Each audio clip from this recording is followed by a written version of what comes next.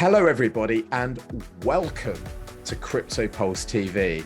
I am so excited to be here, and I really appreciate you tuning in. Now, for quite some time, Ben and I have been considering doing a video series to accompany our ever popular audio-only podcast, and we've done exactly that. I'm so thrilled to bring you this incredible interview that we did with Crypto Caeser. We talk about Bitcoin price action in the short term, what we can expect in 2022, and crucially, the question that's on everybody's minds is when and how could we ever get to $1 million Bitcoin? So I hope you enjoy the episode. Let's go over to it now.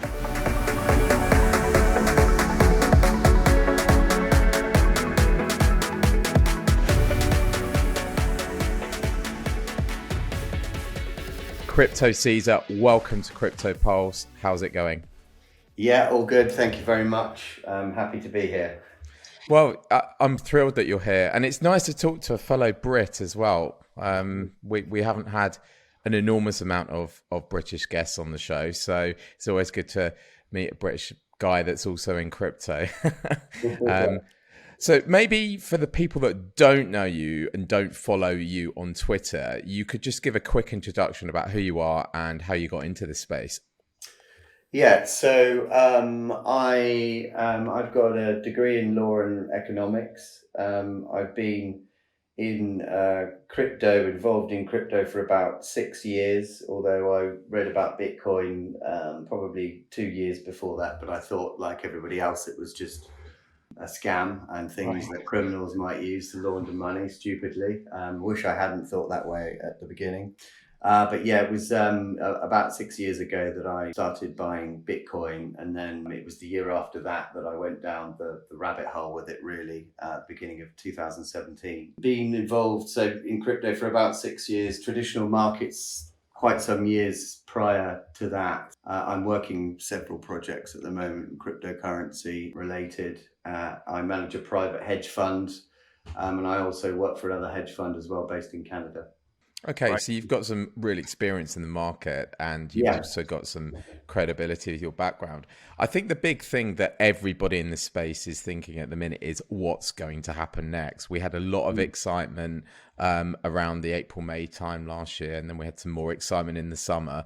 And Ben and I have spoken about this on previous episodes that we missed the Plan B 100K target end of year.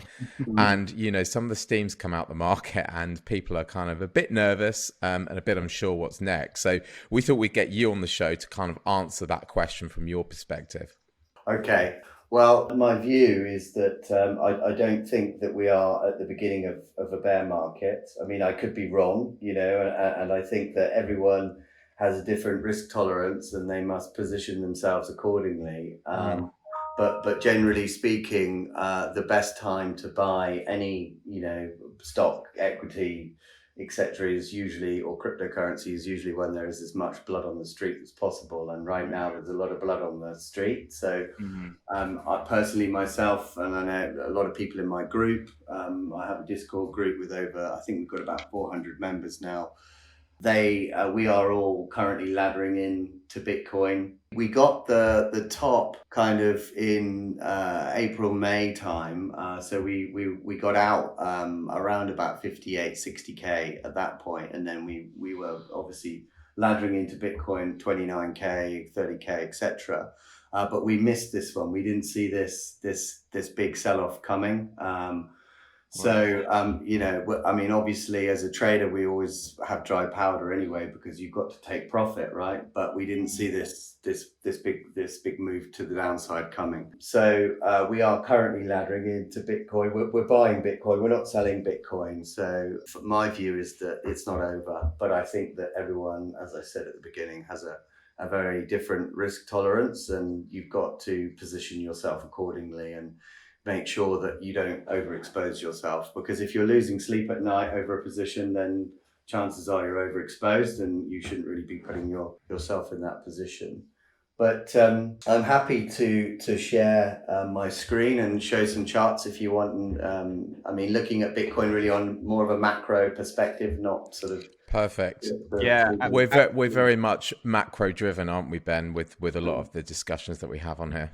yeah, I think so. I mean, especially with Bitcoin at the moment, which seems to be trading more like a risk asset than a kind of hedge against inflation. So, yeah, I mean, we're really keen to kind of pick your brains on the macro perspective. And yeah, for anyone listening, actually, we'll put your Twitter handle into the show notes, because the content that you put out for free is second to none, and really useful for anyone trying to get into this space. Thank you very much. Okay, so let me share my screen. I'm just trying to get used to your technology here. I don't usually use this system, but here we go. I'm trying my best. That's okay. So hopefully you can see my screen. We sure can. Okay, so before I start this, I'll be very candid and transparent with my position. My current position in crypto is probably about 77 to 78% Bitcoin, 20% Ethereum, and the rest is just what we might call shit coins or altcoins. Yeah. And when I say shitcoin, I don't mean any disrespect to altcoins, but I tend to see Bitcoin as Bitcoin, Ethereum as Ethereum, and I'm not really interested very much in the others, apart from the upside that you can get from the projects, which are some very good. But anyway, so my current allocation is around 77% or so Bitcoin, and it's a spot position. I don't have any leverage positions open at the moment. So this is this is the Bitcoin chart on the weekly time frame. And this is a chart by Brave New Coin Liquid Index, which is quite good because it gives you pretty much the entire history of Bitcoin since the point of which it was traded on an exchange. So it goes right back to kind of 2010. So it's got a lot of information, which is very interesting for anyone who's looking at Bitcoin from a macro perspective. So what's quite clear from a macro perspective when you look at this chart immediately is that Bitcoin has only been going up in price over years. The vertical yellow lines represent each halving event. So we've got the first halving here back in December 12, second halving in July 16, the last halving event, which was in May 2020. And then if we come across, I've put an extra yellow line in there, which represents the next halving event or the projected next halving event, which is depending on, how quickly the blocks are mined. We're talking around about March 2024.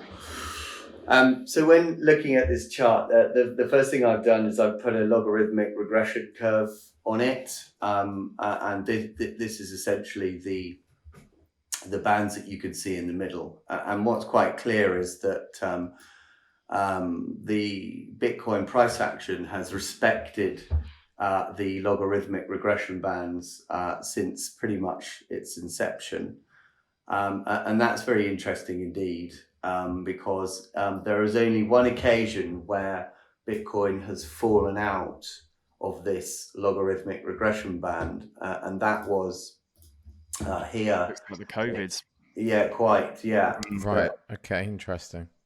And that was what I might describe as a cataclysmic event or an unforeseen event, which a black swan, I guess they call it, don't they? Absolutely, a black swan or an outlier, which is another good term to use. But yeah, so I would suggest that this is an outlier because this has never happened before, and of course there was a lot of risk off at that point, right across the market. Yeah, I mean everything really took a hit, but it quite quickly got back into the band, the bottom band, and then continued its trajectory to the upside. So that's quite interesting to me because when you look at all of this trading history right back from 2010 to present day, some years of trading history, 12 years of trading history. Only once has it dropped out of the logarithmic regression band. And I'll come on in a moment to essentially, put the case or the analysis that the likelihood of it falling to this lower band at this point in time is unlikely. And in my opinion, based on this analysis, I think it's more likely than not that we visit closer to the top of the band before we visit the bottom of the band, and I'll come on to explain why I think that in a moment. You can see on this chart we've got the halving events in the yellow verticals. Then what I've done is I've drawn a Fibonacci. By the way, this is a logarithmic chart, obviously, upon logarithmic fibs. Okay, you can't really look at something on a macro perspective when looking at a linear chart, because it just looks completely crazy. Okay, and I know some people use linear charts. Linear charts are okay for short-term trading, but when you're looking at long macro charts, you should really be looking at a logarithmic chart. So this is a logarithmic chart, and I using logarithmic Fibonacci. And the first thing I did was I ran a basic Fibonacci extension from the bottom the top of the first move in Bitcoin to the bottom. Okay, so basically you just run it from the top there, because of course it hit the top band, and then you bring it down to the bottom here where it bottomed out and then started moving up again. And the interesting thing when you draw this line, this Fibonacci 1618 across, is that you see it meets the bottom of the chart here, pretty much the bottom of the band, and that, interestingly enough, was the bottom in the first cycle. So around about January 2015, Bitcoin bottomed out at about $170 or so. And that, I thought that was really interesting. So I decided to do it again. And what I found was that, again, the 1618, which of course is the golden ratio, which is a very important sequence of numbers, because it, well, I'm sure all your listeners know what the golden ratio is. And if they don't, then they should read about it, because it's a very important sequence of numbers. When I drew it again for the next cycle, I found that it gauged the bottom in the next cycle, the second cycle, around about November, December 2018, which was about $3,000 or so.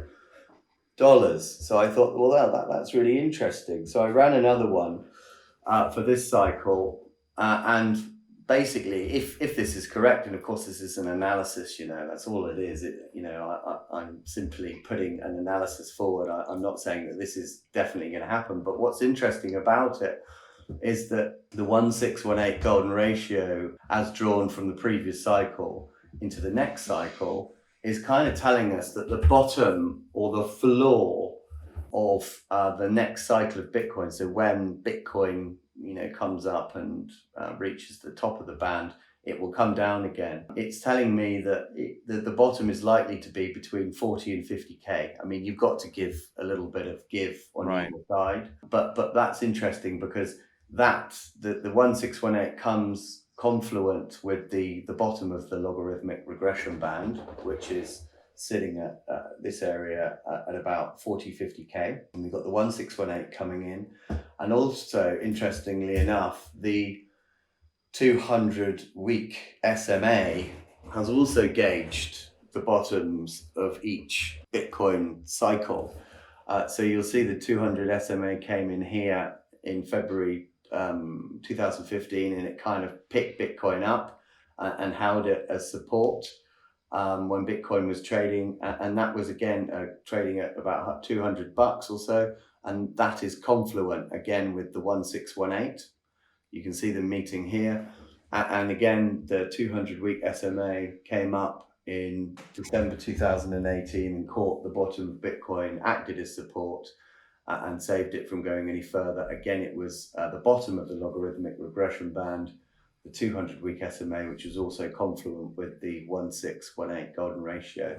So it's always acted in the past like that. And I think the likelihood is, if this analysis is correct, that it is likely to act as support again in the future. And if we were to kind of speculate that the 200-week SMA would continue moving slightly to the upside like it has been here on this trajectory, then the chances are it would probably do something like this and meet the bottom of the band, the 1618, the 200-week SMA, they would all kind of meet together. And this would be, I mean, I don't like giving time estimates on anything. Yeah, it's so difficult in this market. Or price predictions, but Yeah. it kind of suggests to me, and it is interesting, it kind of suggests to me that, you know, this area here would be potentially where the bottom for Bitcoin would be, or the floor for Bitcoin would be, which would be around about 12 months time, give or take, you know, 10%, 10%, give or take a month either side, maybe. So maybe December, February kind of time this year, or the beginning of next year, 2023. So that would be where we could speculate there could be a bottom. And my view is that I think it is more likely that Bitcoin moves to the upside now, to the top or close to the top of the band, and then comes down to meet the bottom and then starts cruising along into the next halving, rather than Bitcoin coming all the way to the bottom of the band now.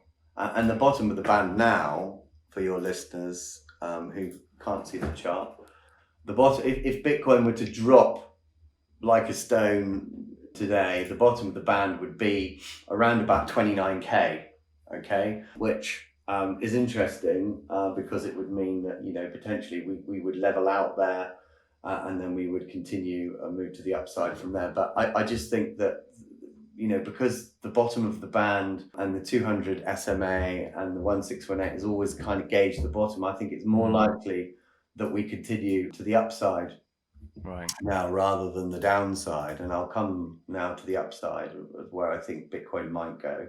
So I think it's more likely than not. When I say more likely than not, I mean more than 50%. I think it's more likely than not that we test the upper band now rather than the lower band.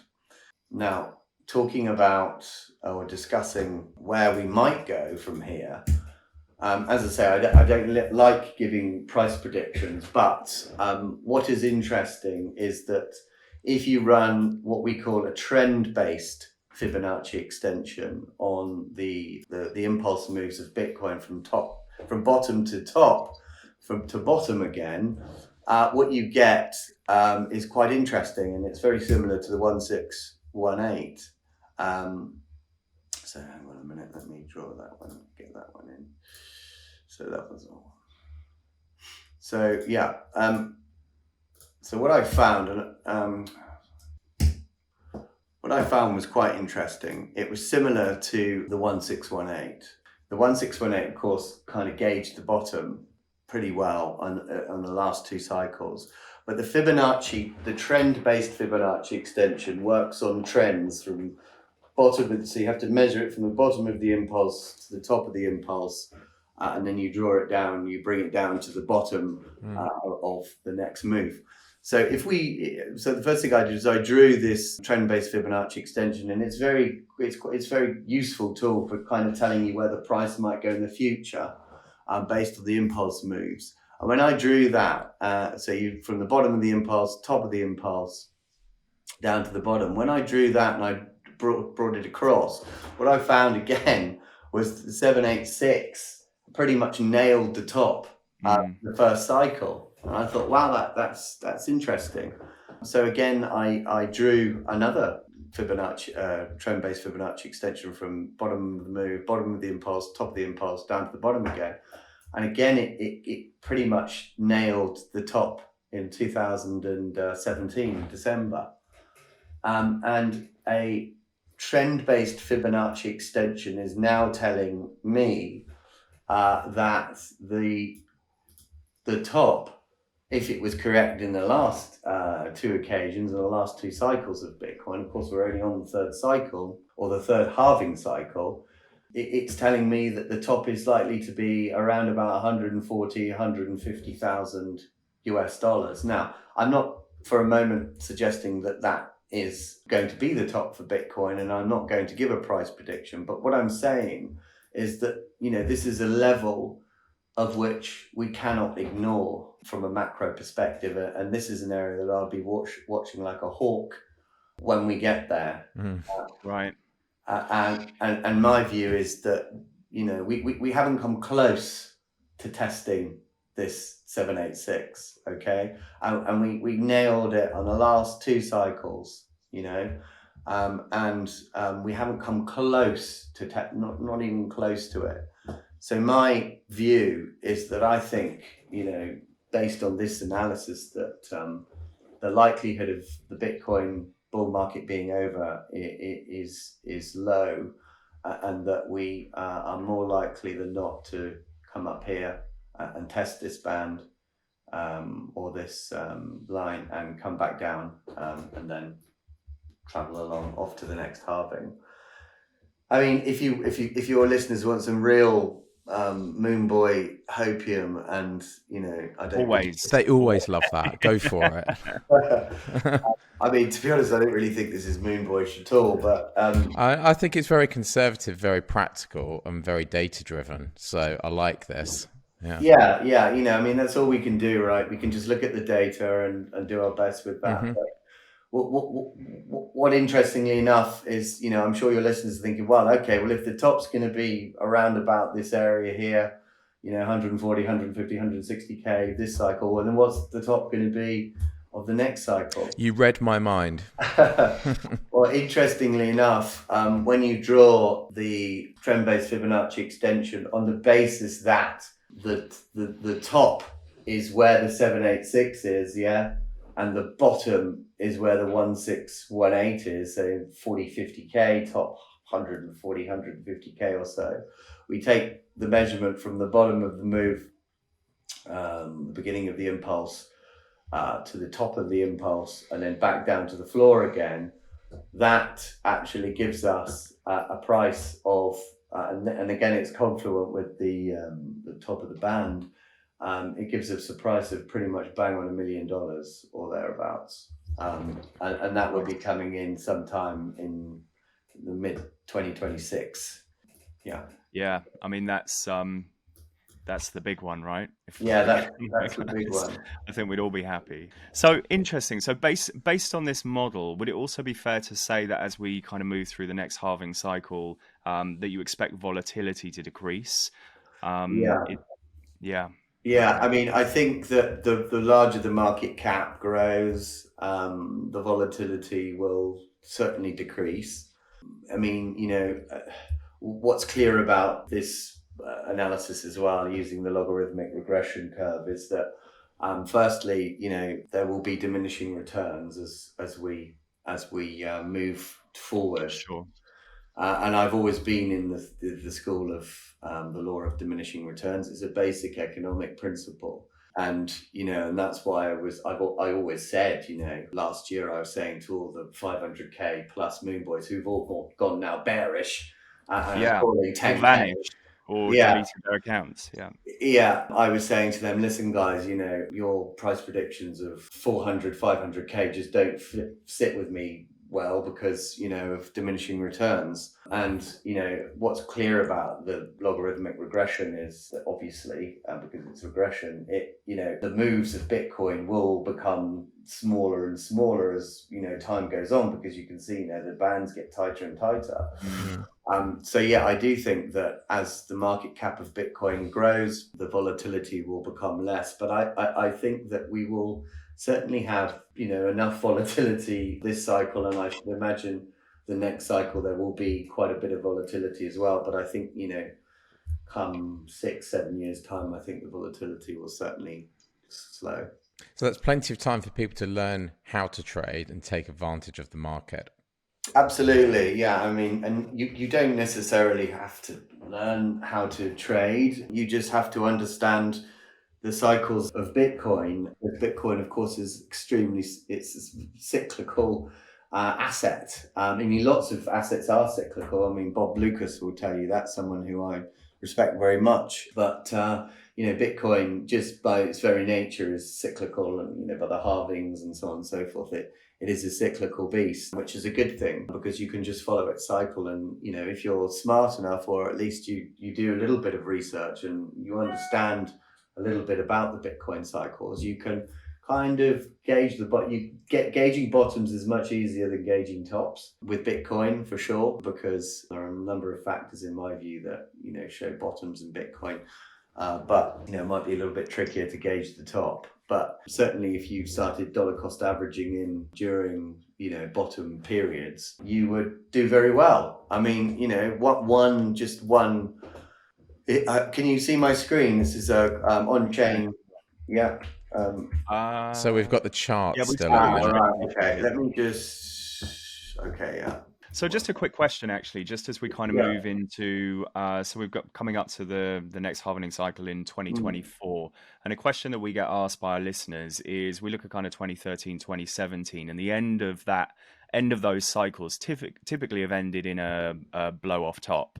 Do you think that that's something which is less likely for this cycle now, considering the market's maturity and the size of the market, or do you think that there's absolutely a possibility that could be the case again? I think absolutely there's a possibility that we could have another blow off top. I mean, there is an argument to say we've already had the blow off top, Sure, and we've just come up, double topped, and we've rolled over, and we have to accept that is a possibility, right? And that's why we've got to, as macro analysts and traders, some people are happy to just hodl. They don't care, because at the end of the day, if you hodl Bitcoin for the last 10 years, the proof's in the pudding, right? You're up. But for me, I prefer to take profit and, protect my capital. And, we've got to be real about it. And there are certain areas where I would personally feel as though I would have to cut some positions away and wait for strength in the market. But right now, I feel like nothing's broken. So I'm happy to be continuing to sit spot Bitcoin for the time being. Yeah. And as a trader, this is just a question which I was curious about. Are you there, because there is obviously the theory that Bitcoin is a hedge against inflation, which is something which is everybody's talking about at the moment, some of the highest numbers for 20, 30 years. Is the long-term view for you to increase your Bitcoin position as a hedge against inflation, or are you purely interested in trading for the fiat upside and reusing that fiat for other things? Well, I mean, for me, it's both. Sure. I personally think that holding hard assets right now is probably the best way forward. So real estate, precious metals, Bitcoin, those are the only things that I'm really interested in. I personally don't hold any precious metals. I'm more, real estate and Bitcoin. But Bitcoin is a hedge against inflation, isn't it? Because if I think someone posted a meme the other day with a Tesco trolley full of things that you could have bought with one Bitcoin 5 years ago, and things that you can buy with one Bitcoin now, right? And what you could buy with $10 then, and what you can buy with $10 or $100, it's quite clear that it is a hedge against inflation. Right.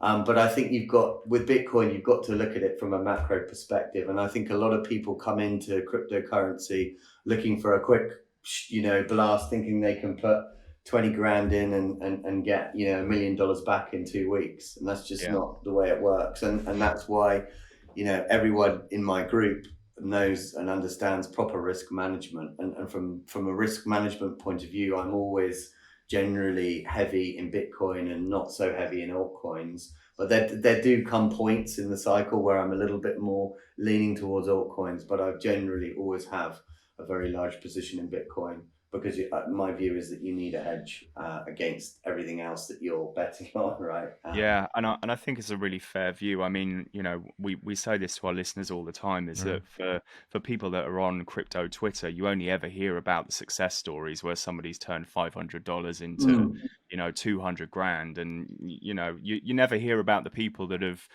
used 100x leverage and been liquidated 3 or 4 times and are still trying to figure it out. It's exactly. And that's you've got to be careful. I mean, with leverage as well, that's just insane. You got to be careful. I mean, I remember once I got liquidated 10 Bitcoin on Oh, BitMEX. I mean, luckily it was a long time ago when Bitcoin right. wasn't worth as much as it is Mm, now, but mm. still, it kills Painful. me thinking about that now because, yeah, I mean, 10 Bitcoin is worth a lot of money now. It But is. Especially in 2026, I think.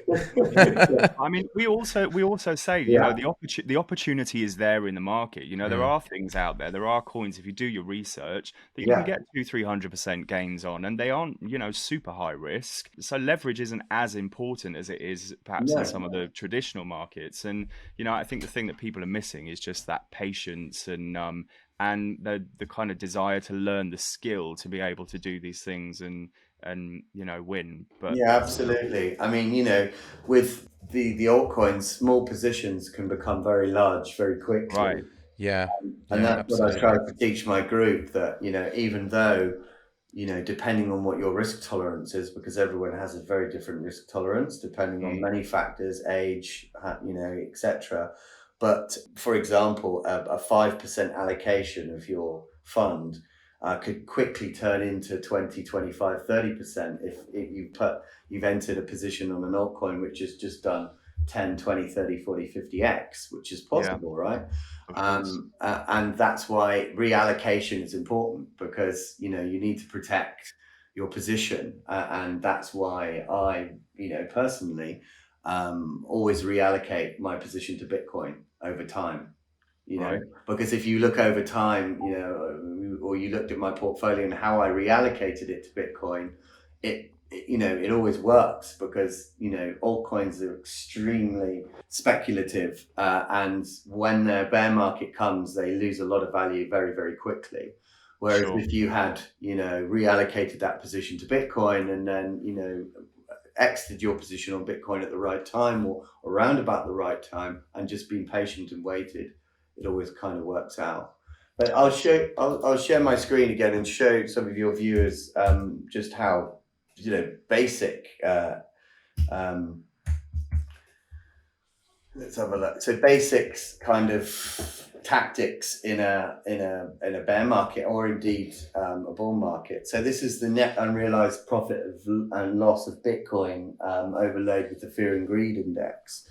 And what's quite clear when you look at this on-chain metric is that essentially it has always gauged the tops. So we can see here at the bottom, you've got the different, you've got the key. So red is obviously capitulation, and you've got orange, which is hope, optimism, yellow, belief, green, euphoria, kind of a bluey color. And what this, the net unrealized profit and loss has always done is it's pretty much gauged the tops of Bitcoin in the past. So, there were the two tops in the first cycle of Bitcoin. That was the first top there where the market went euphoric and it stayed there for a couple of weeks and then it quickly dropped back down.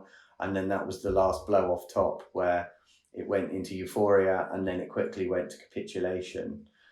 Same in 2008, 17, where we had about 10 days of euphoria, which I remember very well.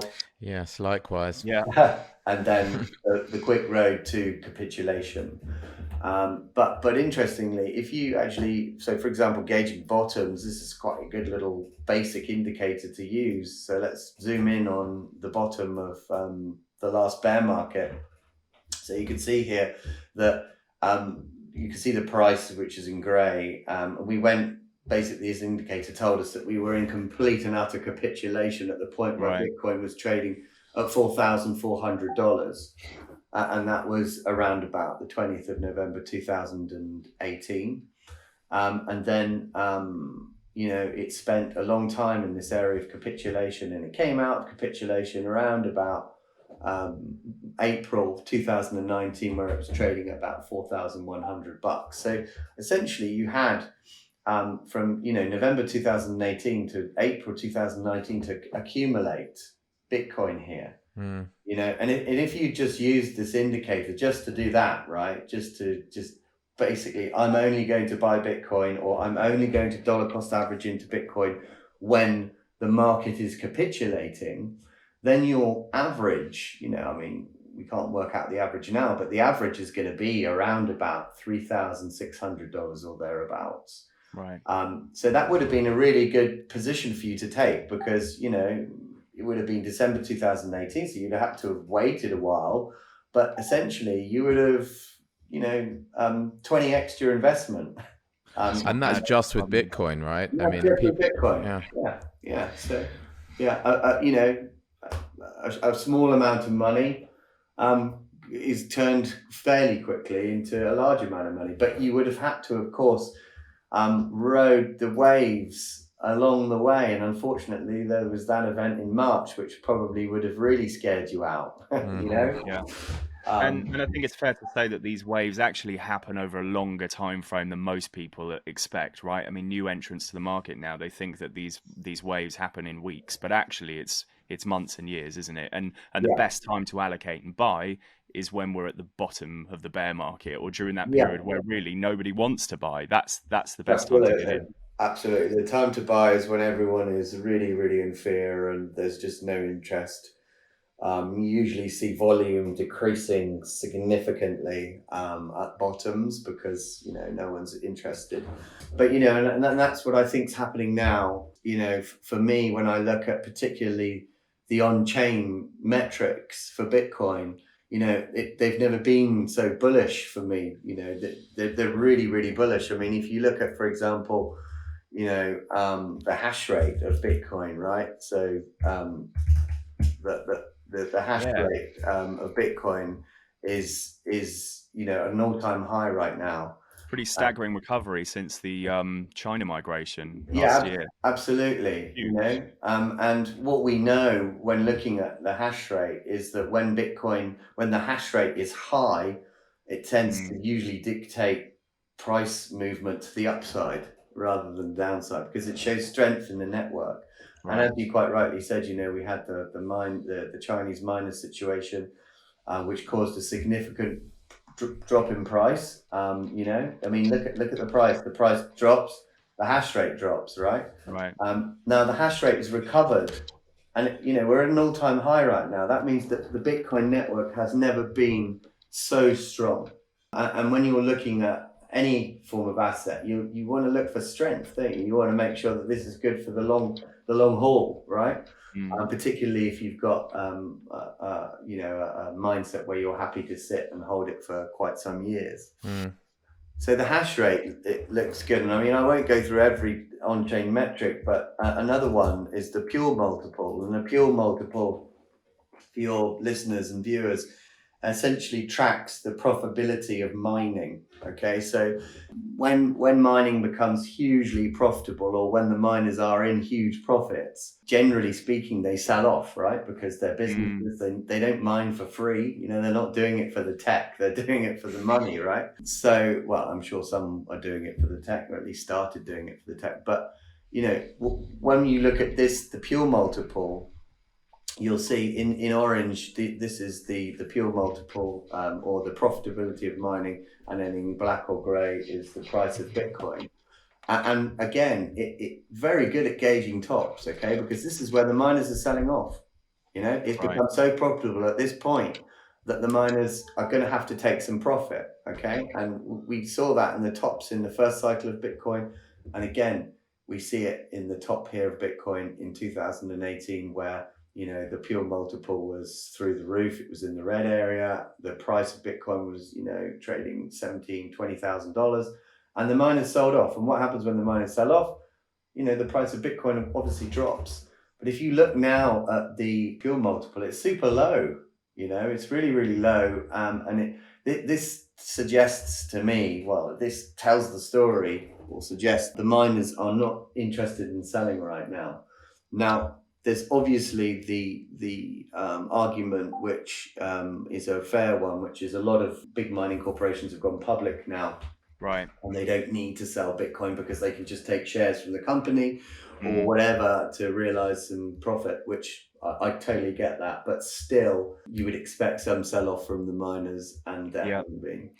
I actually read recently that I think at points miners have been net buyers of Bitcoin as well. Exactly. Accumulated on the market. Yeah, but I mean, but miners aren't selling; they're buying. I mean, which really tells the story. Yeah, it does, and that's why there's this almost convergence between, you know, the price and the feeling around Bitcoin in a bear market and the, you know, or divergence rather, of that, the price of Bitcoin and the bearishness at the moment against the on-chain metrics, which is super bullish.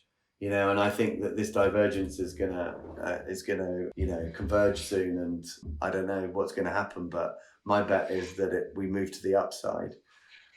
So the last one I'll show your listeners is the Dormancy Flow, because that's really This is to interesting. do with is this to do with the age of Yeah. Bitcoin that's been in dormancy, right? Exactly, yeah. So when a Bitcoin's bought and it's moved into a wallet, the longer it remains dormant, the more likelihood there is of it not being sold. And I think Willy Woo, I think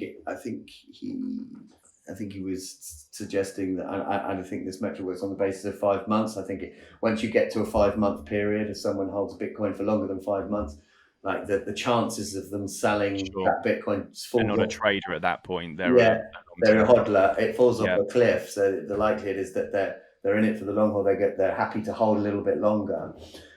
Now, the dormancy, the entity adjusted dormancy flow is a really interesting metric, because essentially this is really good at gauging tops and indeed really good at gauging bottoms, because this area here, when it drops into this area here, this is an indication that you should be buying Bitcoin. Okay. And we have only ever dropped into this area, you know, I think 1, 2, 3, 4, 5. So this is the 6th time we've dropped into this area, you know, since Bitcoin's been trading as an asset class. So that's really interesting. I mean, obviously we dropped in January 2015, the bottom of the bear market. That was the complete bottom. We dropped in there. So this is an area, this is essentially telling us that whales or strong hands, smart people, are buying or accumulating Bitcoin from the weak hands, because there has to be someone to sell their Bitcoin for someone to buy it here. Right. And obviously the people selling their Bitcoin here are either desperate because they need the money for some reason or another, or they're just weak and they've capitulated. So the strong or the smart hands are buying their Bitcoin. So that was the first bottom there. And then we had another bottom here, which was obviously the one I just spoke to you a moment ago about, which was the last bottom bear market low, about $3,000, where, you know, people were capitulating, the weak or lettuce hands were giving their Bitcoin up to the diamond hardcore hodlers, the OGs. You know, and hopefully, you know, this is where some of your listeners were buying some of their Bitcoin.